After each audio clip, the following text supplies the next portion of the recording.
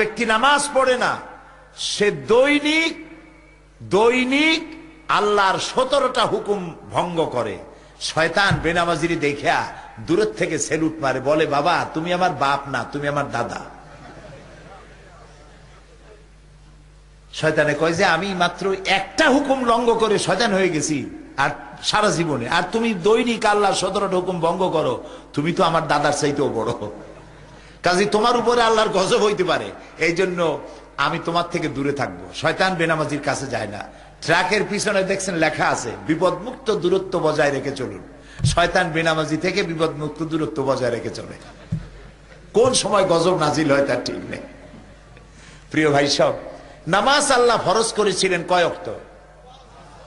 না জি, আপনি ঠিক কইছেন, 50 ওয়াক্ত নামাজ আল্লাহ ফরজ করেছিলেন। মুসা আলাইহিস সালাম বললেন আল্লাহ আপনারে কি উপহার দিল? তিনি বললেন আল্লাহ 50 ওয়াক্ত নামাজ দিচ্ছে। কয় যে সর্বনাশ হয়ে গেছে, সর্বনাশ হয়ে গেছে। আপনার উম্মত 50 ওয়াক্ত নামাজ পড়তে পারবে না, আপনি কমান, আল্লাহরে কন, আল্লাহ কমাই দিক। তারপরে 40 হইল, 30 হইল, এরপরে হইল 5। মুসা আলাইহিস সালাম বলেন এবার কত? কয় যে 5। কয় যে এও পারবে না উম্মতের, এও কষ্ট হবে, আপনি কমাই আনেন। নবী করিম সাল্লাল্লাহু আলাইহি ওয়াসাল্লাম বললেন আল্লাহ দিছিলেন আমারে 50, আর আপনি খালি কমান কমান করতে করতে 50 5-এ আনছেন। আমি এখন আল্লাহর সামনে দাঁড়াইতে পারবো না, আমার শরম হয়, আমি কেমনে বলবো যে আরো কমান? আল্লাহ রাব্বুল আলামিন বলেন ও আমার নবী, আমি আপনার উম্মতের জন্য 50 ওয়াক্ত নামাজকে ফরজ করেছিলাম। আপনার দাবি অনুযায়ী 5 ওয়াক্ত আমি ফরজ করে দিলাম, কিন্তু আমি তো বলেছি 50 ওয়াক্ত। যেই সব বান্দারা 5 ওয়াক্ত নামাজ আদায় করবে, ফরজ নামাজ 5 ওয়াক্ত ঠিকভাবে আদায় করবে, 50 ওয়াক্তেরই সওয়াব আমি আল্লাহ তাদেরকে দিয়ে দেব। তাহলে যে ব্যক্তি 5 ওয়াক্ত নামাজ পড়ছে সে 50 ওয়াক্ত গেইন করতেছে। সুবহানাল্লাহ বলে 5 ওয়াক্ত যে পড়তেছে সে 50 ওয়াক্ত গেইন করতেছে, লাভ করতেছে। আর যে পড়তেছে না সে 50 ওয়াক্ত তো শেষ করতেছে, আরো শয়তানের কাতারে নিজেকে দাঁড় করাচ্ছে। বলে নাউজুবিল্লাহ। আল্লাহর নবী বলেছেন মান তারাকা সালাতান মুতাআম্মিদান ফাকাদ কাফারা, ইচ্ছে করে যে নামাজ ছেড়ে দিল কাফের হয়ে গেল। বলেন নাউজুবিল্লাহ। সবাই বলেন নাউজুবিল্লাহ। ইচ্ছে করে নামাজ ছেড়ে দিল তো কাফের হয়ে গেল। প্রিয় ভাই সব, লা দীনা লিমান লা সালাতা লাহু, যে ব্যক্তি নামাজ পড়ে না তার কাছে দিন নাই, ধর্ম নাই, ইসলাম নাই, কিচ্ছু নাই। তো নামাজ না পড়লে কি হয়ে যাবে বলেন তো? আপনারা বলেন। রাসূলুল্লাহ বলেছেন নামাজ না পড়লে কি হবে? বিশ্বাস করুন আমার মুসলমান ভাইরা, যারা নামাজ পড়ে না, বালেগ হয়েছে, নামাজ পড়ে না, ইচ্ছে করে নামাজ ছাড়ে, তারা নিজেদেরকে মুসলমান বলে দাবি করার অধিকার হারায় ফেলে। অধিকার নেই। আর একটা কঠিন হাদিস শুনাই, বলবো। রাসূলুল্লাহ বলেছেন যে ব্যক্তি ইচ্ছে করে নামাজ ছেড়ে দেয় তার উপরে আল্লাহর কোনো দায়িত্ব নাই। ইন্না লিল্লাহি ওয়া ইন্না ইলাইহি রাজিউন। আল্লাহর কোনো দায়িত্ব নাই তার প্রতি। আরেকটি হাদিস হচ্ছে যে ব্যক্তি ইচ্ছে করে নামাজ ছেড়ে দেয় আল্লাহ এবং রাসূলের সাথে তার সম্পর্ক ছিন্ন হয়ে যায়, কাট হয়ে যায়। আমরা কি চাইবো আল্লাহ রাসূলের সাথে আমাদের সম্পর্ক নষ্ট হয়ে যাক? চাইবো? তা আমরা কি এখন ওয়াদা করতে পারবো জীবনে আর নামাজ ছাড়বো না? পারবো ওয়াদা করতে? যারা পারবেন শুধুমাত্র তারা, আর যারা পারবেন না তারা নয়। শুধুমাত্র ওই সব লোক হাত উঁচু করবেন যারা ওয়াদা রক্ষা করতে পারবেন। 2 হাত উঁচু করেন, সবাই বলেন, বলেন ইয়া আল্লাহ তোমার পবিত্র নামে ওয়াদা করি, শপথ করি, কসম করি, যতদিন পর্যন্ত মালাকুল মউত আমার মাথার কাছে না আসতেছে ততদিন পর্যন্ত ফরজ নামাজ, ফরজ রোজা আর ছাড়বো না, আর ছাড়বো না, আর ছাড়বো না। এবার জোরে বলেন ইয়া আল্লাহ আমার আজকের এই কসম আমার মৃত্যু পর্যন্ত আমাকে পালন করার তৌফিক দাও। আমিন আমিন ইয়া রাব্বাল আলামিন। সকলে হাত নামান। আল্লাহ যেন কবুল করেন, আমরা বলি আমিন, সবাই বলি আমিন। পর্দা করবেন, বাড়িতে যে বিবি আছে, মেয়ে বড় হয়েছে, বোন আছে, আপনার অধীনস্থ যারা আছে, পর্দায় রাখবেন। মদ এবং জুয়া থেকে বাঁচবেন। এখন মদ জুয়ার পরিবর্তে, মদের পরিবর্তে আমাদের দেশে ফ্যান্সি ডিল আসছে। এই বৈরাগী বাজার, বিয়ানী বাজার টাজার এইসব জায়গায় আসে নাই মনে হয়, আসছে, সব জায়গায় আইছে। এখন খিতা খরবায় চতুর্দিকে ফ্যান্সি ডিল, মদ আসিয়া ঢুকে পড়ছে। এখন করবেন কি? উপায় কি? উপায় হলো, এগুলো বুড়ো মানুষে খায় না। বুড়ো মানুষে খায় খুব কম, খায় না বললেই চলে, এগুলি যুবকরাই বেশি খায়। এই যুবকদেরকে ফিরাইতে হবে। ড্রাগ এডিক্টেড হওয়া, মদ খাওয়া হারাম। যুবকেরা ভালো করে শোনো, আমি বিশ্বাস করি, মনে করি বৈরাগী বাজারের যুবকেরা খুব ভালো, বলেন আলহামদুলিল্লাহ। খারাপ ছেলেদের সাথে বন্ধুত্ব করবে না, কারণ হলো সৎসঙ্গে আমরা স্বর্গে না যাই, আমরা বলি সৎসঙ্গে জান্নাত বাস, সৎসঙ্গে জান্নাত বাস। আর অসৎসঙ্গে শুধু সর্বনাশ না, সাড়ে সর্বনাশ। বন্ধু যেন খারাপ না হয় যুবকেরা। তোমার বন্ধু যদি সিনেমা খোর হয়, মদ খোর হয়, জুয়ারি হয়, তোমার একদিন না একদিন জুয়া খেলায়, মদের আড্ডায়, জেনার আড্ডায় ঢুকাইয়া ছাড়বেই। আর তোমার বন্ধু যদি নামাজি হয়, আজ হোক কাল হোক, হাতে ধরে হোক পায়ে ধরিয়ে হোক, তোমার একদিন মসজিদে ঢুকাবে। সুবহানাল্লাহ, সুবহানাল্লাহ। এই জন্য বন্ধু বানাইতে ভুল করবে না যুবকেরা। ভালো ভালো ছেলেদের সাথে বন্ধুত্ব করবে। আজকে বলবে যে দেখো একটু ফেন্সি ডিল খাইলে কি হয়, মাপসায় নেবে আল্লাহর কাছে, পরে একটু টেস্ট করে দেখো, ভালো ঘুম হবে। নিজের রাজা রাজা, নায়ক নায়ক, জি, একটা জ্যাকসন জ্যাকসন ভাব হবে। খাইয়া দেখো, 2 ফুটা খাও, একদিন খালি কি হবে? শয়তানে কিন্তু এরকম বলে। ওই যেমন ডায়াবেটিস রুগীদের সামনে রসগোল্লা দিয়ে কয় হুজুর একটু খান, একদিন খাইলে কি হবে? তো রসগোল্লাটা খাইলো, তারপরে যখন চা আনে কয় যে আমি ডায়াবেটিস রুগী, এই চায়ের মধ্যে চিনি দিয়ে না, খাইছি কিন্তু রসগোল্লা। শয়তান বুদ্ধি কত আয়, ওর সাথে পারবেন না, তো এর সাথে পারবেন না বুদ্ধি করিয়া। সেই জন্য আল্লাহর কাছে সাহায্য চাইতে হবে। আউযু বিল্লাহি মিনাশ শাইতানির রাজিম। যুবকেরা, তোমার যে বন্ধু তোমাকে ফেন্সিডিল খেতে বলবে, গান শুনতে বলবে, সিনেমায় যেতে বলবে, তুমি মনে করবে এটা বন্ধু নয়, এটা বন্ধুরূপী শয়তান। এটা বন্ধু নয়, এটা বন্ধুরূপী, জোরে বলো, শয়তান। আর যে বন্ধু তোমারে বলবে চলো ভাই নামাজে রক্ত হয়েছে, এতক্ষণ তো গল্প করলাম, এতক্ষণ তো খেলাধুলা করলাম, আজান হয়ে গেছে, চলো ভাই নামাজ পড়ে আসি, তারপর আবার খেলবো নে, তুমি মনে করবে এটা বন্ধু না, এটা ফেরেশতা। সুবহানাল্লাহ। এই জন্য বন্ধুত্ব করতে হবে ভালো ছেলেপেলের সাথে। আর মুরব্বীদের বলবো, গভর্নমেন্টের আইন আছে, সবার জ্ঞাতার্থে বলছি, ফ্যান্সি ডিল, জুয়া, মদ এগুলি নিষিদ্ধ।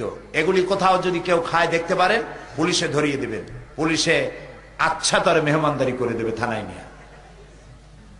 পারবেন ধরাই দিতে?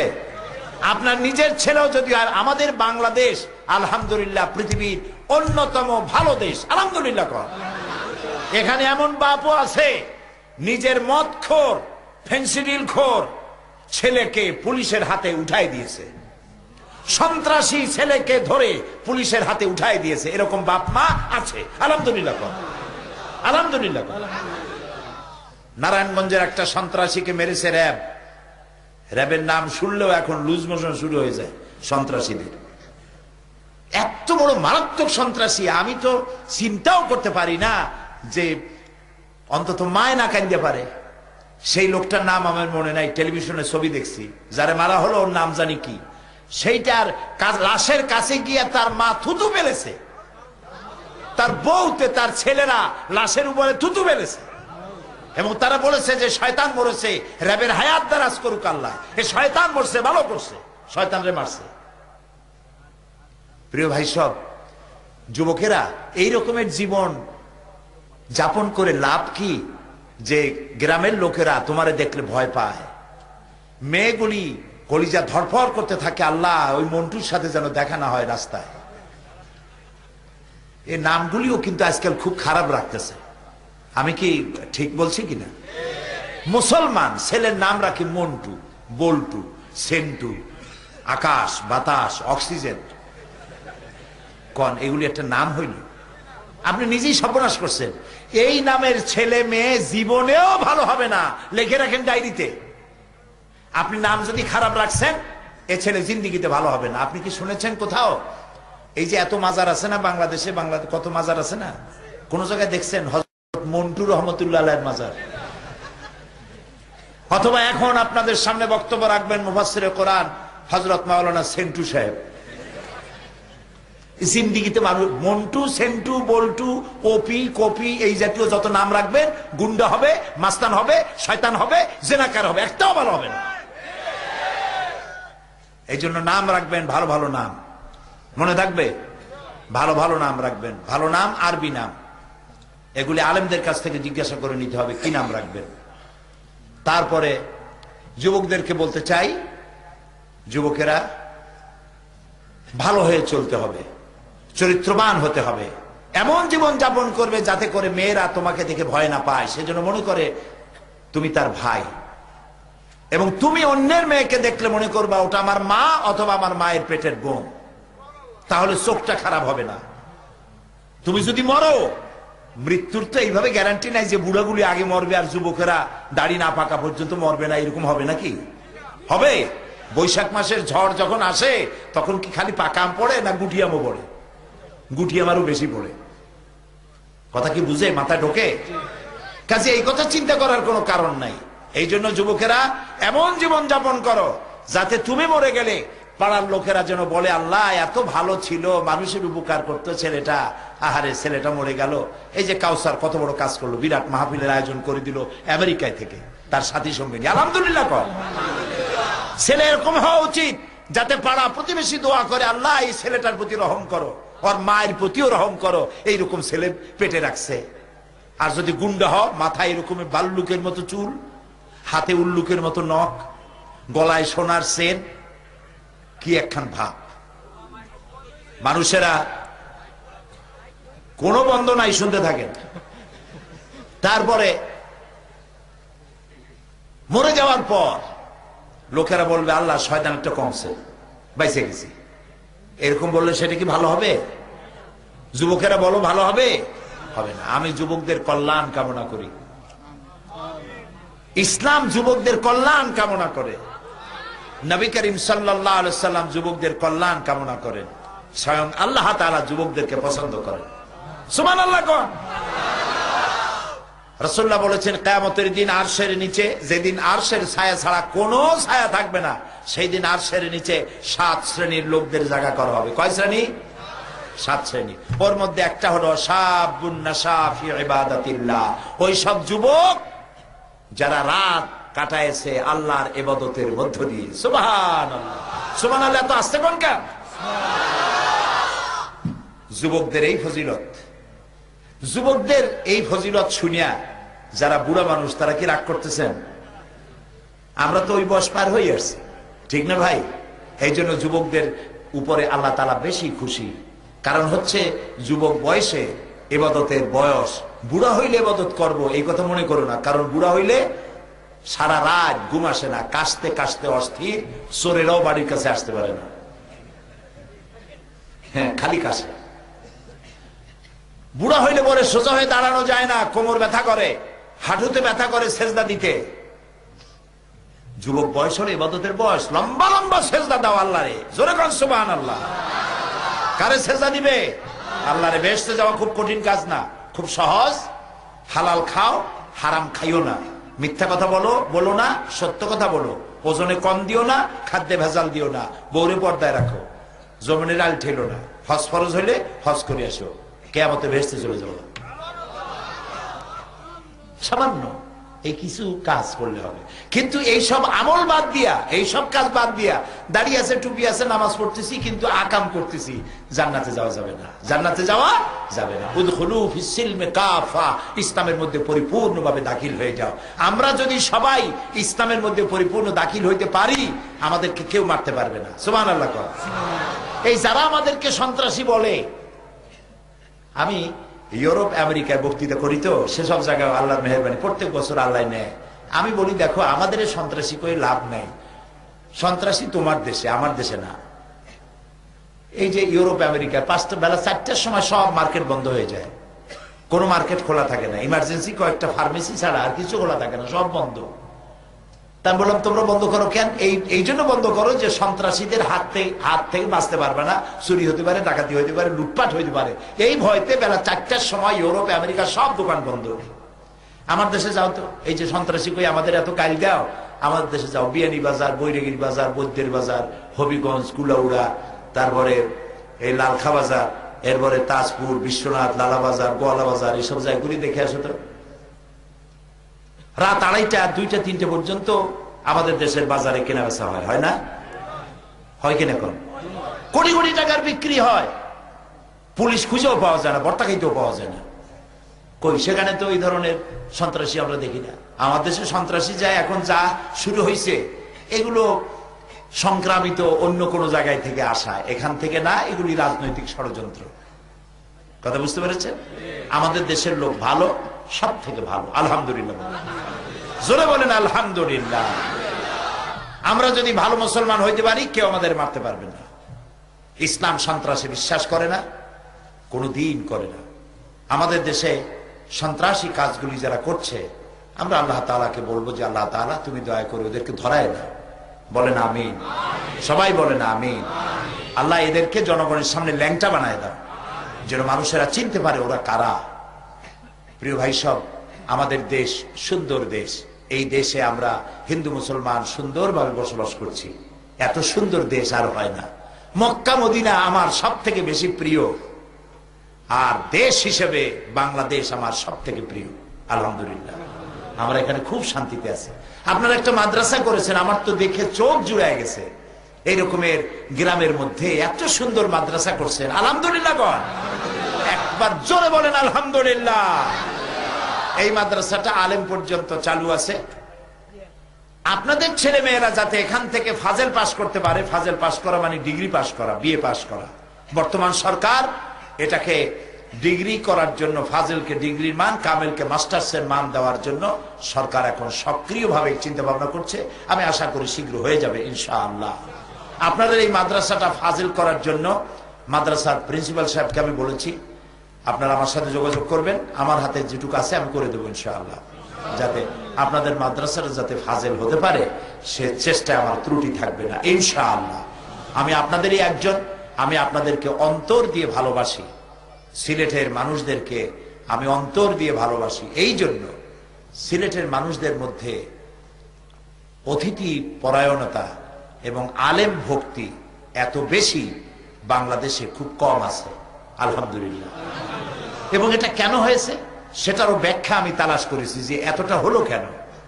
এর কারণ হচ্ছে এইখানে আল্লাহ তাআলার বহু আউলিয়া কেরাম এই দেশে, এই এলাকায় চলে বেড়াইছেন, সফর করেছেন, আলহামদুলিল্লাহ সফর করেছেন।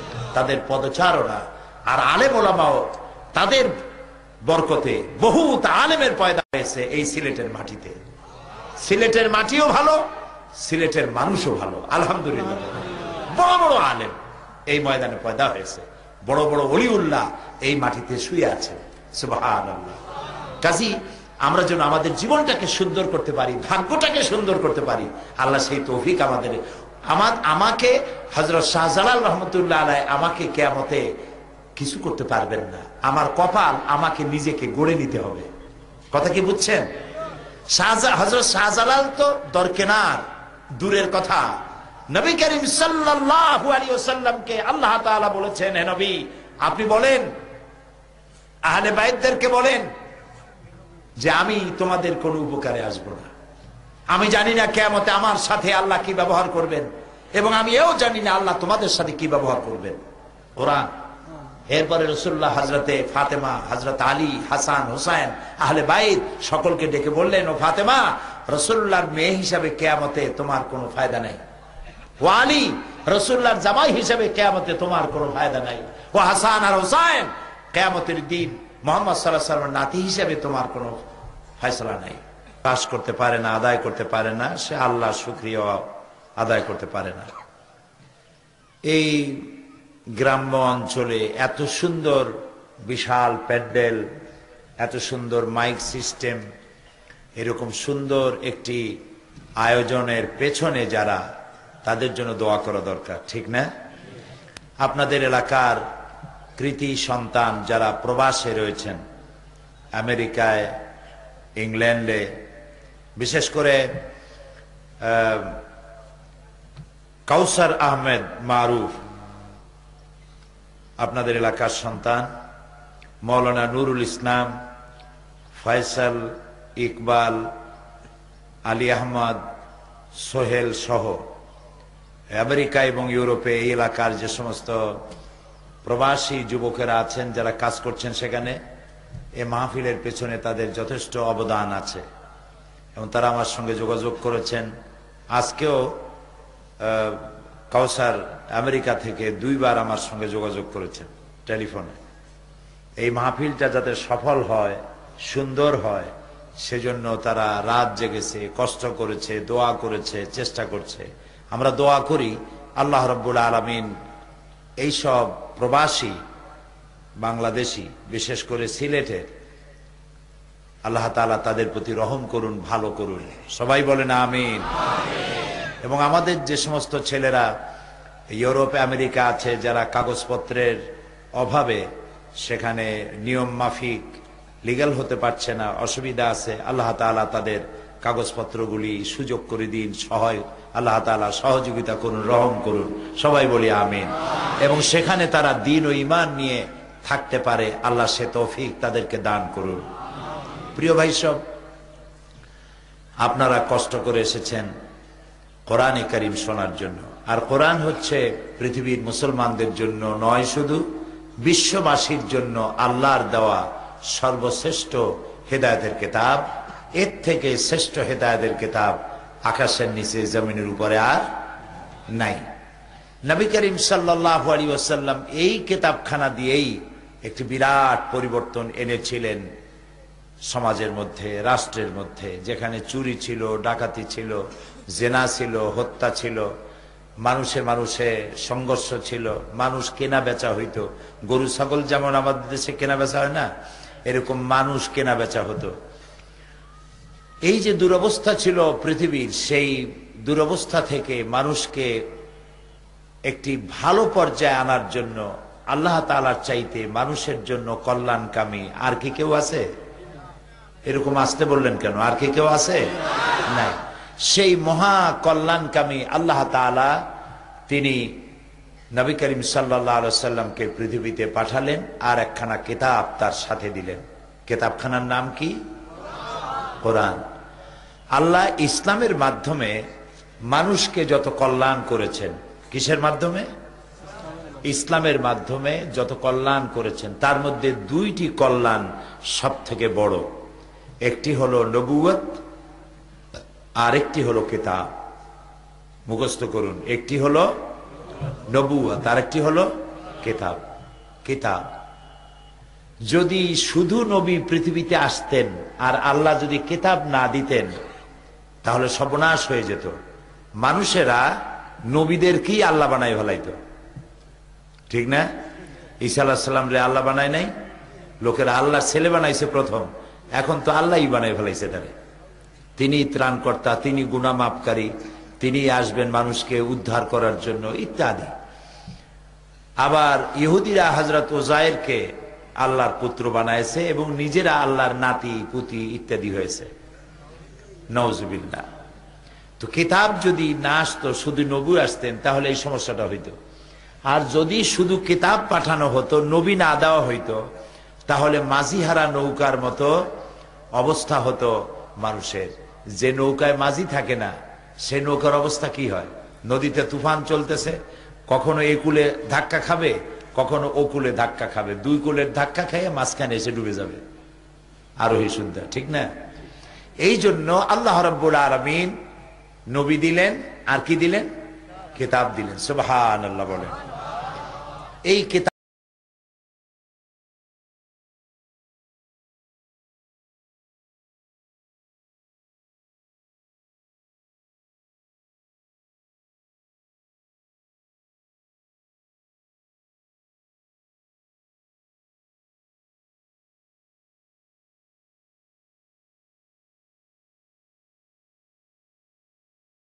করিম সাল্লাল্লাহু আলাইহি ওয়াসাল্লাম হেরা পাহাড় থেকে নেমে এলেন আর সাথে আনলেন একটা পরশ পাথর।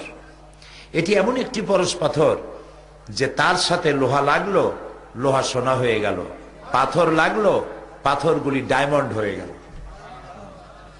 এরকম একটা পাথরের কথা শুনাই, যিনি পাথর ছিলেন হীরকখণ্ড হয়ে গেলেন। তার নাম ওমর। তার নাম ওমর। যখন তিনি কাফের ছিলেন, জাহিল ছিলেন, এবং চিন্তা করুন যে কতটা জাহিল হলে পরে একজন নবীকে হত্যা করতে একটা মানুষ আসতে পারে, কতটা জাহিল, কত অজ্ঞ, কত মূর্খ, কত নাদান হলে পরে আল্লাহর নবী হত্যা করতে আসতে পারে, চিন্তা করতে পারেন? আচ্ছা, সেই মানুষটি যখন নবীকে হত্যা করতে আসলেন তখন তার কানের মধ্যে কোরআন ঢুকে গেল। কানের মধ্যে কি ঢুকলো? তিনি যখন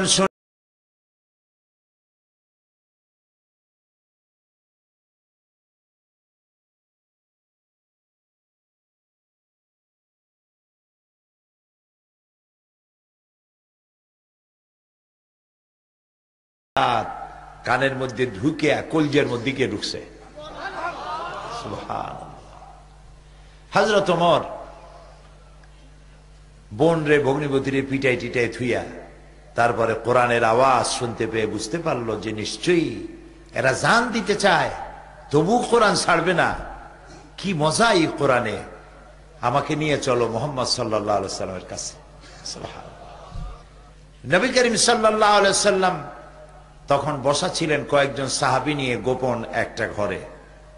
হযরতে আলী বলছেন, হযরত হামজা বলছেন, ইয়া রাসূলুল্লাহ, আমি দেখতে পাচ্ছি ওমর আসতেছে তরবারি নিয়ে, আমাকে হুকুম করুন, আমি তাকে দেখে নিই। রাসূলুল্লাহ বললেন, না, আসতে দাও, তাকে আসতে দাও। হযরত ওমর তরবারি হাতে নিয়ে, তরবারিটা হাতে আছে, ওই অবস্থায় ঢুকেছে। রাসূল জিজ্ঞেস করলেন, ওমর, কি মতলব নিয়ে এসেছো? ওমর বলছেন, মতলব তো খুবই খারাপ ছিল, খুব কুমতলব নিয়ে এসেছিলাম, কিন্তু কোরআন তো আমাকে উলট পালট করে দিল। আমি এখন জীবনের 26টি বছর অন্ধকারের মধ্যে কাটিয়ে দিয়েছিলাম, আমি এখন আলোর সন্ধান চাই। আল্লাহর নবী বলেন, ওমর, তুমি পড়ে নাও লা ইলাহা ইল্লাল্লাহু মুহাম্মাদুর রাসূলুল্লাহ।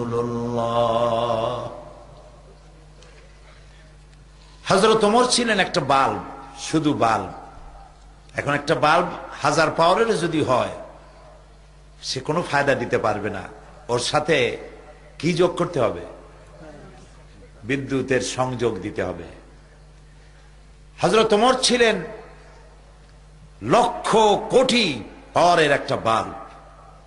এই বাল্বের সাথে ঈমান নামক বিদ্যুতের কানেকশন হয়ে গেল, এবার জ্বলে উঠলো দপ করে। হযরত ওমর রাদিয়াল্লাহু তাআলা আনহু জিজ্ঞেস করলেন, হে রাসূল, যে দ্বীনের উপর ঈমান আনলাম, এ দ্বীন কি হক? রাসূলুল্লাহ বলছেন, হ্যাঁ, এটা হক।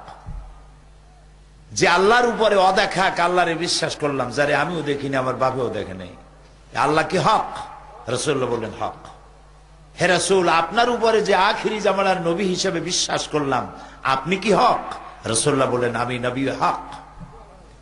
হযরত ওমর বললেন, আল্লাহ হক, কোরআন হক, দ্বীন হক, নবী হক, তাহলে ইসলামের দাওয়াত এই গোপনে কেন? আপনি আমাকে হুকুম করুন, এ দাওয়াত আমি কাবার সামনে গিয়ে দাঁড়ায় দেব। রাসূলুল্লাহ হুকুম করলেন। হযরত ওমর কাবার সামনে আসলেন। কাবা শরীফের সামনে এসে হযরত ওমর বলেন, হে কুরাইশের নেতারা, শোনো, তোমাদের দ্বারা প্ররোচিত হয়ে আমি আল্লাহর নবীকে হত্যা করতে আসছিলাম, কিন্তু আমি নবীকে হত্যা করতে পারি নাই। নবীর তাওহীদের তরবারিতে আমার জাহালাতের কল্লা কাটা গিয়েছে, আমি মুসলমান হয়ে গিয়েছি। এখন যদি ইসলামের বিরুদ্ধে কেউ টু শব্দ করো, যদি বাধা দিতে আসো, আমার তরবারি তারে ক্ষমা করবে না। যেই তরবারিটা ছিল ইসলামের বিরুদ্ধে, সেই তরবারিটা চলে আসলো ইসলামের পক্ষে। সুবহানাল্লাহ। এখন এই পাথর লোহা রূপী ওমর কি হয়ে গেলেন দেখেন।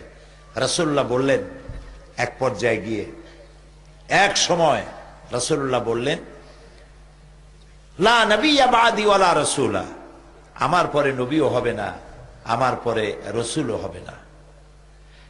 আমার পরে যদি আল্লাহ কাউকে নবী বা রসুল বানাতেন, লাকানা ওমর, ওমরের আল্লাহ নবী বানাই দিতেন। দেখলেন এই কোরআন শরীফ কি পারে, দেখতে পারলেন? সুবহানাল্লাহ বলবেন না? এই কোরআন কি বানাই দিল? লোহারে সোনা বানাইলো, সোনারে হীরক খণ্ডে পরিণত করে দিল। এখন দেখেন হযরত ওমর কোথায় চলে গেছেন? রাসূলুল্লাহ নাই, হযরত আবু বকরও নাই। এখন হযরত ওমর রাদিয়াল্লাহু তাআলা আনহু তিনি হয়েছেন মুসলিম জাহানের খলিফাতুল মুসলিমিন, আমিরুল মুমিনিন, অর্ধেকটা পৃথিবীর বাদশাহ, প্রেসিডেন্ট। হযরত আলী রাদিয়াল্লাহু তাআলা আনহু বলেন, এই সময় আমি একদিন রাত্রে স্বপ্নে দেখছি যে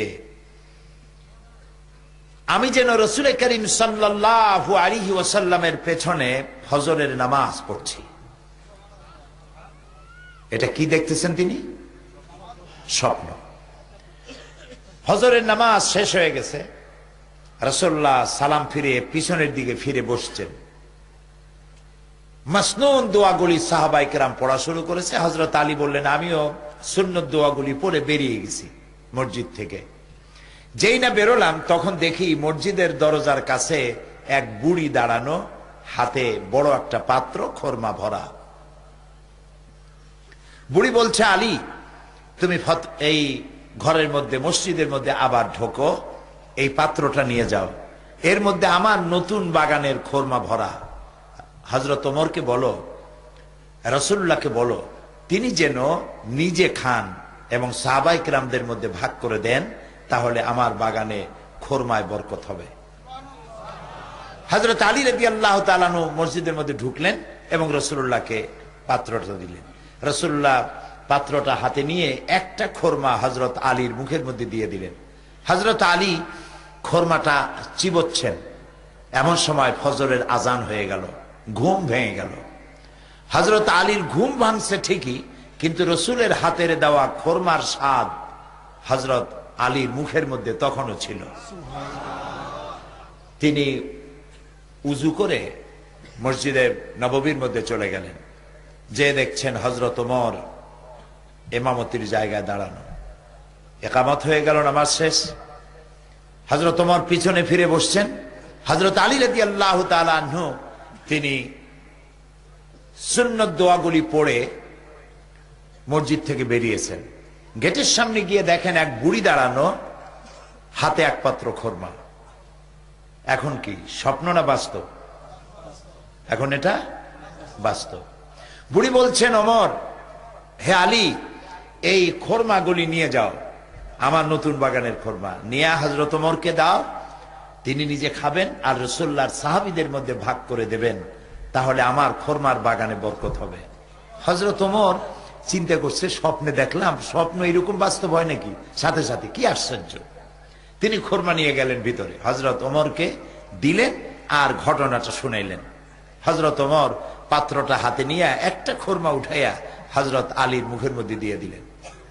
হযরত আলী খোরমাটা খেতে খেতে বললেন, ইয়া ওমর জিদনি তামরাতান উখরা, হে ওমর, এই খোরমার জাতটা খুব ভালো, এত সুন্দর মিষ্টি লাগতেছে, তুমি আমার একটা বেশি দাও। আমার যদি দুই একটা বেশি দাও তাহলে কারো ভাগে কম পড়বে না, খোরমা তো বেশি আছে, আমাদের দাও না একটা বেশি।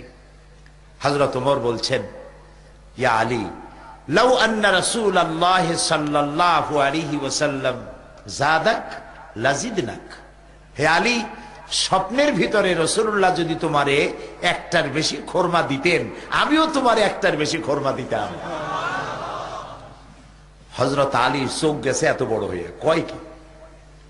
হযরত আলী বলছেন, ইয়া ওমর, আহিয়া রুইয়া রাইতাহা আম হিয়া গায়বুন আমিত্তালাত আলাইহি। হে ওমর, এটা কি তুমি আমার মতো স্বপ্নে দেখছো না গায়েব থেকে তোমাকে জানানো হয়েছে? তুমি জানলা কেমনে যে রাসূলুল্লাহ আমারে একটা খুরমা দিছিলেন? হযরতে ওমর বলছেন, ইয়া আলী ওয়াল্লাহি মা হিয়া রুইয়া ওয়ালা গায়ব। হে আলী, আল্লাহর কসম, এটা স্বপ্নও নয়, আমি তোমার মতো স্বপ্নেও দেখি নাই, আর গায়েব থেকেও আমাকে এটা জানানো হয়নি। ওয়ালাকিন্নাল মুমিনা ইযা আখলাসা কলবাহু ইয়ারা বিনুরিল্লাহ। আসল কথা হচ্ছে, একজন আল্লাহর বান্দা যখন আল্লাহর জন্য হয়ে যায়, একজন আল্লাহর গোলাম যখন আল্লাহর জন্য নিবেদিত হয়ে যায়, তখন আল্লাহর সাহায্যই সে দেখতে পায়। সুবহানাল্লাহ। এবার চিন্তা করুন, হযরত ওমর কোথায় ছিল?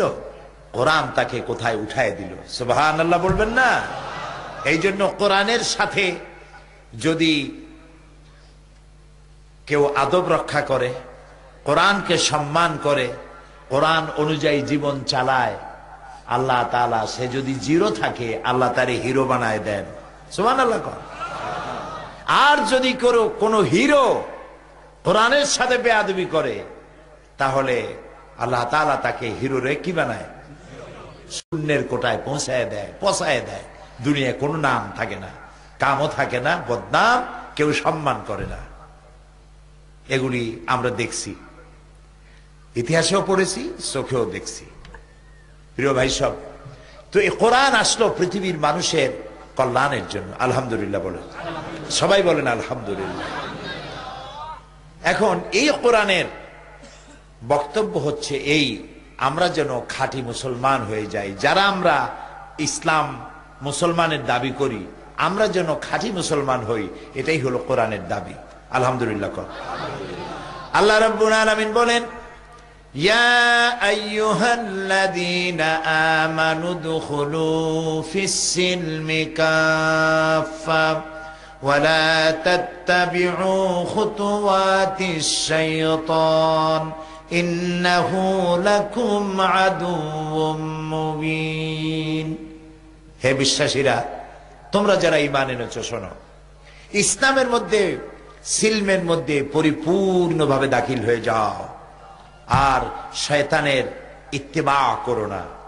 শয়তান তোমাদের প্রকাশ্য দুশমন। আমাদের দুশমনকে শয়তান, বন্ধুকে আল্লাহ এবং তার রাসূল। বন্ধুকে বলেন আল্লাহ এবং তার রাসূল, আর শত্রুকে শয়তান।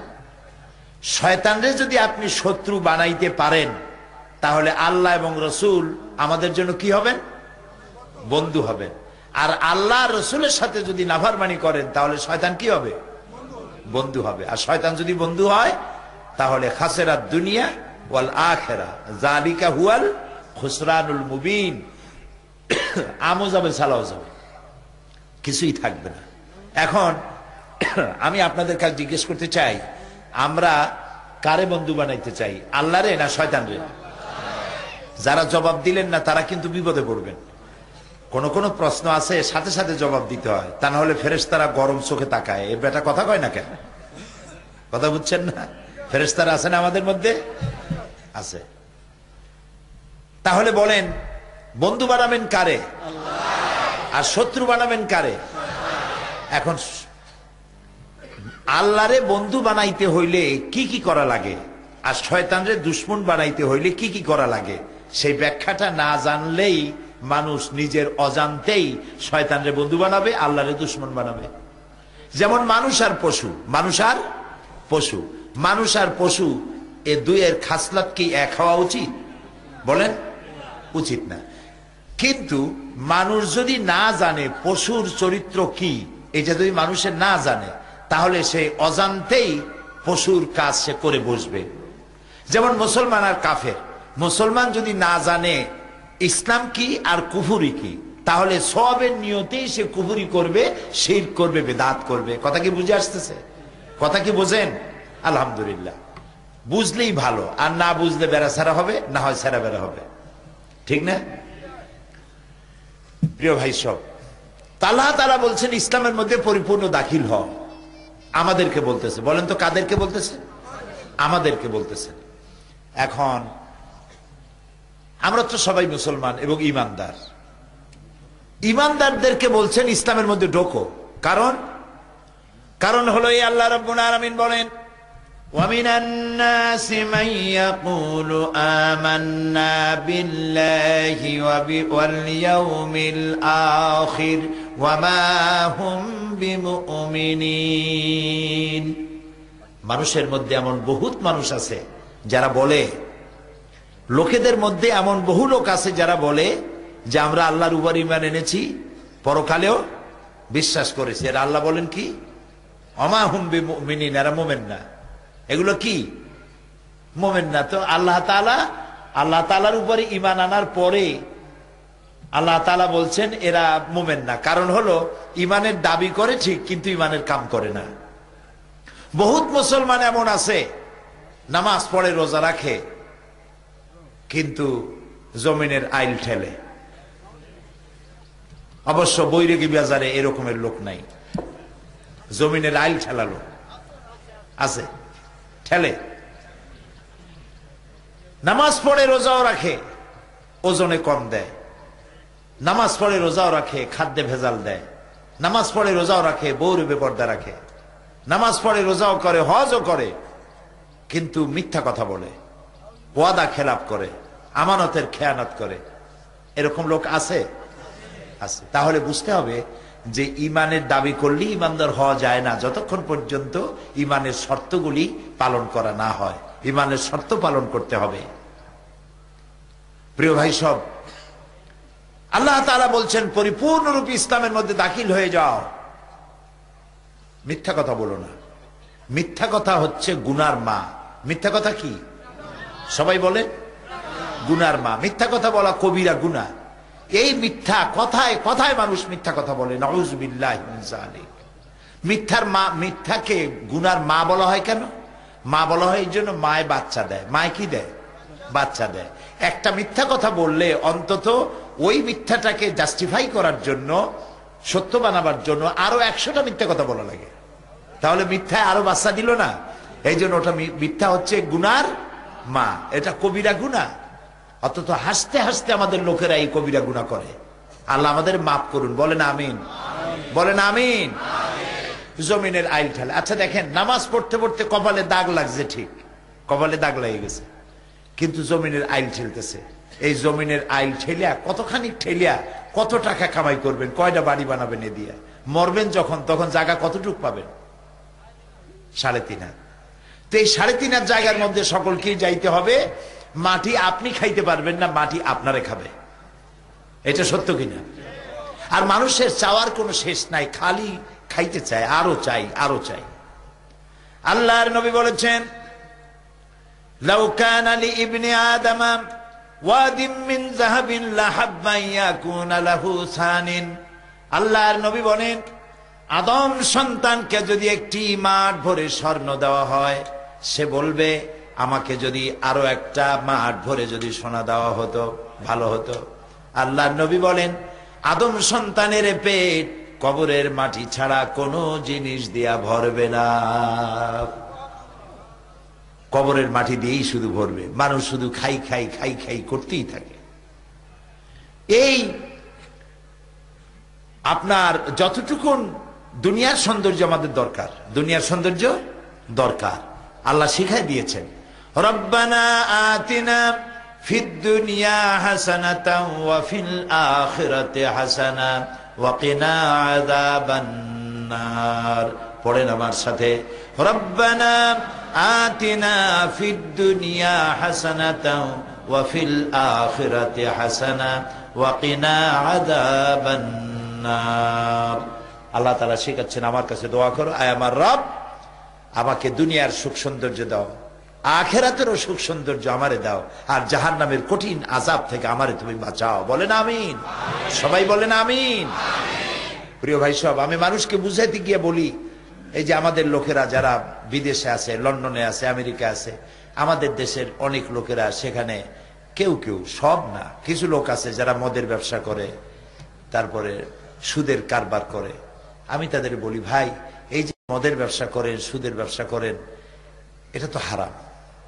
এই ব্যবসাটা করা কি হারাম। কোন শরীয়ত বলবে না এটা জায়েজ আছে।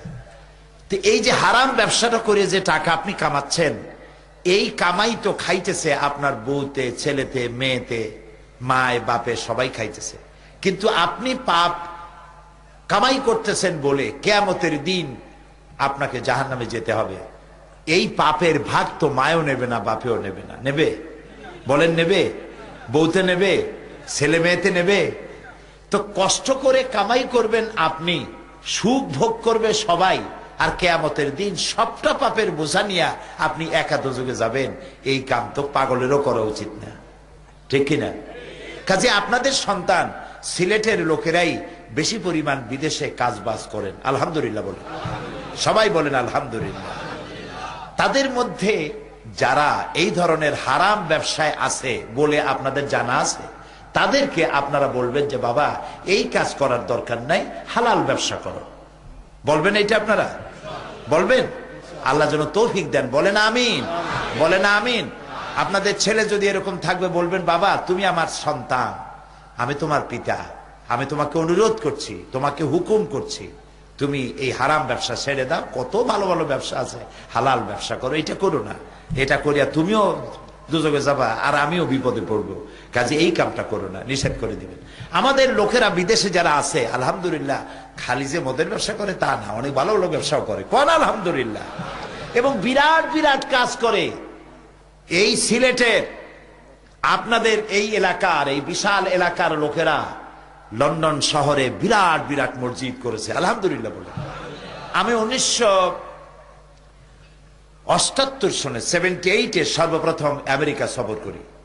তখন নিউ ইয়র্ক সিটিতে, নিউ ইয়র্ক স্টেটে সিটিতে আমি মসজিদের কথা শুনেছি। তখন মসজিদ ছিল মাত্র 17টা কি 18টার মতো।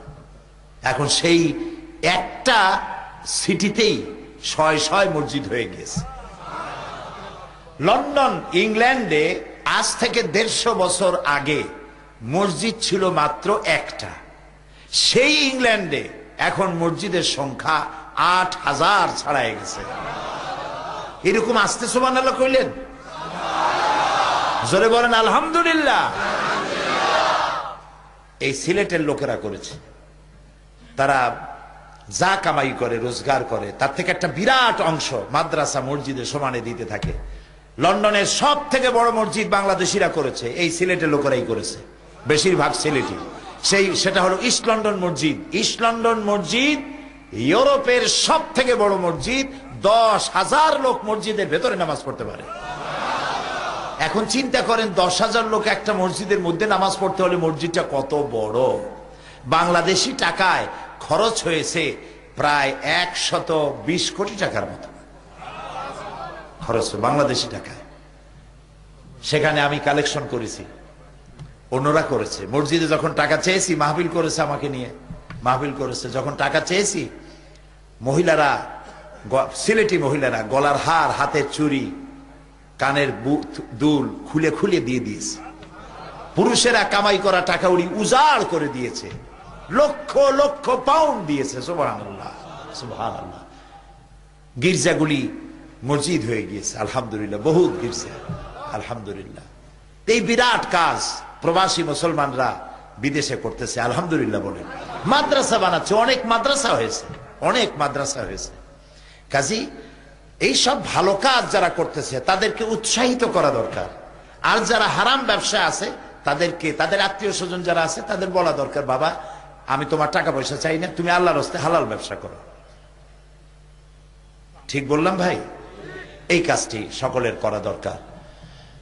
প্রিয় ভাই সব, আল্লাহ তাআলা বলছেন উদখুলু ফিস-সিলমি কাফা, পরিপূর্ণভাবে ইসলামের মধ্যে দাখিল হয়ে যাও। বহু মুসলমান আছে, এই মাহফিলও আছে, থাকতে পারে নাও থাকতে পারে, ওয়াজ শোনে কিন্তু নামাজ পড়ে না, এরকম আছে। আমি মনে করি আপনাদের মধ্যে এরকম নাই, আলহামদুলিল্লাহ কর। ওয়াজ শুনতে যায় যত দূর হোক, কিন্তু নামাজ পড়ে না। তা নামাজ পড়া হলো ফরজ, ওয়াজ শোনা নফল। কোন কোন ক্ষেত্রে ফরজ, যে কিছুই জানে না তার জানার জন্য ফরজ, আর যে জানে তার জন্য নফল। তো ওয়াজ শুনতে আসলেন, নামাজ পড়লেন না। আচ্ছা আপনারা বলেন তো, শয়তান আল্লাহর হুকুম ভঙ্গ করছিল কয়টা? মাত্র একটা। আচ্ছা এবার বলেন তো, 24 ঘন্টার মধ্যে ফরজ নামাজ কয়ক্ত? 5 ওয়াক্ত নামাজের মধ্যে আল্লাহর হুকুম কয়টা? ফরজ কয়টা? 17টা। 17টা। 5 ওয়াক্ত নামাজের মধ্যে আল্লাহর 17টা হুকুম ফরজ। শয়তান সারা জীবনে আল্লাহর হুকুম লঙ্ঘন করেছে